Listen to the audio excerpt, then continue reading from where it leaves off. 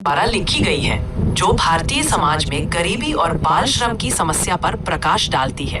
कहानी दो मुख्य पात्रों साहिब और मुकेश के माध्यम से बच्चों के खोए हुए बचपन और उनके जीवन पर गरीबी के प्रभाव को दर्शाती है। साहिब एक कूड़ा बीनने वाला लड़का है जो सीमापुरी में रहता है और मुकेश एक चूड़ी बनाने वाले परिवार से है जो फिरोजाबाद में रहता है। साहिब का जीवन। साहिब अपने परिवार के साथ बांग्लादेश से सीमापुरी आया था। वहाँ वह और उसके जैसे कई बच्चे कूड़ा बीनकर अपना पेट पालते थे। साहिब के लिए कूड़ा एक खजाने जैसा था जिससे उसे कभी कभी कुछ पैसे या कीमती चीजें मिल जाती थीं। एक दिन लेखक ने साहिब को जूते पहने देखा, लेकिन वह एक अलग रंग के थे। जब लेखक ने उससे पूछा तो उसने बताया कि उसे जूते का एक जोड़ा चाहिए था, लेकिन कभी खरीद नहीं पाया। लेखक को यह एहसास होता है कि गरीबी के कारण बच्चे अपने बचपन से वंचित हो जाते हैं।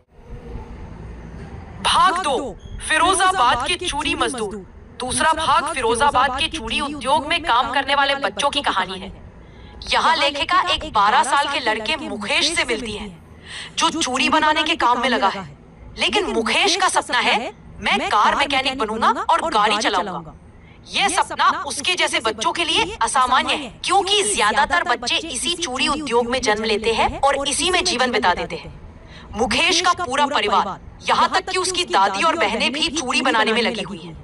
ये काम बहुत कठिन है। बिना रोशनी के कमरों में गर्म भट्टियों के पास बैठकर घंटों काम करना होता है, लेकिन फिर भी उन्हें बहुत कम पैसा मिलता है। चूड़ी बनाने वाले ये लोग इतने गरीब हैं कि कभी भरपेट खाना भी नहीं खा पाते। लेखिका यह भी बताती है कि ये केवल गरीबी नहीं है जो उन्हें इस काम में बांधे रखती है, बल्कि ये पूरा सामाजिक ढांचा और शोषण की व्यवस्था है जिसमें साहूकार, पुलिस, नौकरशाह और राजनेता शामिल हैं। ये सब मिलकर इन्हें उनके अधिकारों से वंचित रखते हैं। निष्कर्ष, लॉस्ट स्प्रिंग एक करुण कथा है उन बच्चों की जिनका बचपन गरीबी, शोषण और लाचारी की भेंट चढ़ गया है।